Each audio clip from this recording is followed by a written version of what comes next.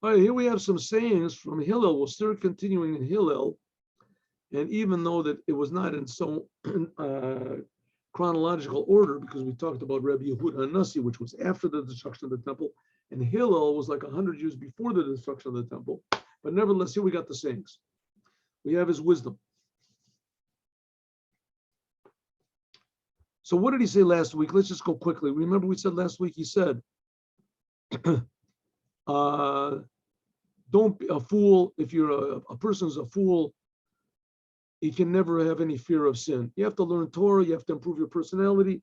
Then you'll have a fear of sin. Also, a person who is an ignoramus, he can have fear of God, but he'll never be a chassid. He's never going to do more than what he than is expected from him. He'll do the minimum. Amo oretz. An ignoramus will always do the minimum to serve God. Another thing we said, remember last week we learned this. A person who is shy will never be a good pupil because he won't understand and is afraid to raise his hand. A person who is a bad temper, short-tempered, will never be a good teacher. If you want to make a lot of money, you're probably not going to become able to learn too much Torah. In a place where there are no people, you should try to be a person. And when there's no one to take the reins and lead, you should lead. When there's no one with good character traits, you develop the good character traits. Sometimes you have no choice but to come out of the shadows and to take the lead. Okay, that's what we learned last week. This week, Hillel. This is pretty weird, so you listen to this. He also saw Gulgulas, a skull, a human skull, Shetzafa al Penei Hamayim, that floated on the water. Omar, and he said, I picked up the skull, who knows what. He said, Ada taft atfuch, because you killed others, so you were killed. V'sof metofayach, and those who killed you, Yutufan, will also be killed. What does this mean? In other words, he's saying that there's no bad deeds always get punished. Okay, there's a lot of questions about this. Here, we can have a look over here. A huge Tosfos Yom Tov. We have I'll tell you the questions that he asks. But first of all, let's learn a more simple meaning from here we got the Rambam, Maimonides. What did he saw a skull, and he said, because you killed people, so you got killed, and those people who killed you, they're going to get killed. What does this mean? This is what it means to say that Hillel saw the skull, and for somehow or other he knew from divine inspiration or something that this person was a murderer. Lomer, Sha'ata Nerag, the reason you got killed, he's speaking privately to the skull, right? Because you, Sharag the Zulatcha, you killed other people. And those people who killed you, don't worry, they're going to get killed also. What does it mean? That a person that does bad, it's going to come back on that person. Kamosha Omar, Avonotav, Yilachduno et Ara. It says the sins trap the evil person. Okay, this is not only what they call it karma. Right? This is a law of the, what do you say, a wheel of fortune comes back. What you reap, you sow. What you sow. What you sow, you reap. No. You reap what you sow. That's what it is. What you plant, you planted evil, that's what you get. But when it says bor karach bareo, like it says, the pit that you dig for your enemies, you yourself will fall in it. Or they say, in the measure that a person measures for others, that's what he gets. We can see this all the time, everywhere, that people that do bad and does all sorts of evil things, finally, in the end, it comes back to him. Because he is doing things that harm others. They can't call him a lamed ma'ale shemechadesh poel tov, and also the other way around. A person that does good for others, usually good comes from this. Poel adam yishalem lo. God doesn't remain a debtor, and He pays everybody back. Okay, let's do just briefly the Bartanura. He said this skull belonged to a person who was an evil person, and he would kill them and throw them into the river. So therefore, the same thing happened to him. But the people who killed him, they should have taken him to court, but nevertheless, God put him into the hands of other evil people that they should kill him, and they're also going to get killed. Okay, the Tosfos Yom Tov, he asks.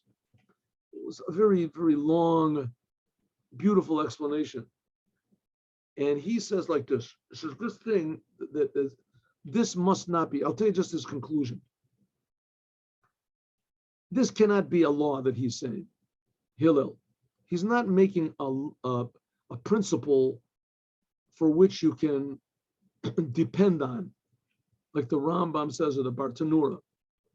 Why? Because we see that, first of all, let's say this guy was a murderer. So the people that he murdered, right? So they were murderers. So if they were murderers, there has to be the first guy that gets murdered, the first victim that was innocent, right?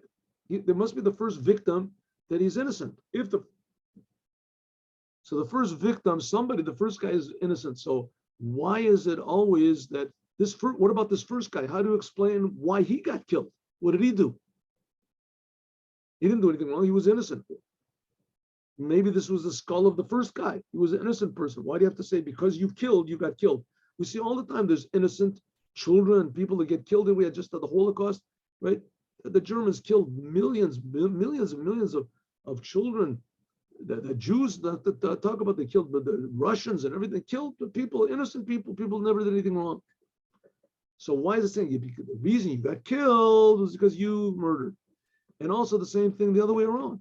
We see people that we know for sure are big murderers, and they get away, right? There's all these Nazis that ran away to Argentina, and they're living nice lives. They live until they finally catch up to them. They're 94 years old or something like that, and they try them, put them into jail. The guy dies in jail. Here we see clear murderers, evil people, sadists, and they live quiet lives, nice, private, That's what they say. Small thieves get hung, big thieves become president, become rulers. So what's it going? So he says, this is it's not a law, but we see that it's a general principle. He said, well, maybe it's talking about reincarnations. So he said, listen, that reincarnations, it's true, but that's something for Kabbalah. That's not for law, dealing over here. So he said, the Tosfos Yom Tov says, we're talking about generally we can see that the evil that a person does comes back on his head, and that the good that a person does comes back on him. Of course, we can also add, but this is not talking about going to heaven. This is talking about actual retribution here, because you can say a bad person, so maybe he lives it good here, but in heaven he goes to hell, right? He gets burned. But that's not what it's talking about here. That's not what it's talking. You're talking about here. It's saying clearly that a person who is a murderer, he gets murdered. You're a thief, you get stolen from. You never get pleasure from this. Finally, in the end, a crime doesn't pay. Okay. So tomorrow we'll go to the next, just say this quickly. That's today's lesson. Tomorrow, Hillel said a few more things. If you eat too much meat, marbe basar, you're eating meat, who is it good for? The worms. When you die, there's a lot of worms. You provide a lot of food for the worms. So probably the people who are, these animal lovers. So it's a good thing to tell the animal lovers to eat a lot so that they'll provide good meal for the worms after they die. The more meat, the more worms. The more properties you have, the more problems you have. The more wives you have, it's permissible to take more than one wife. It says the more witchcraft there is. We'll explain what this is tomorrow. The more women servants you have, if you have a lot of wives, you're going to have women service, woman service, marba zima.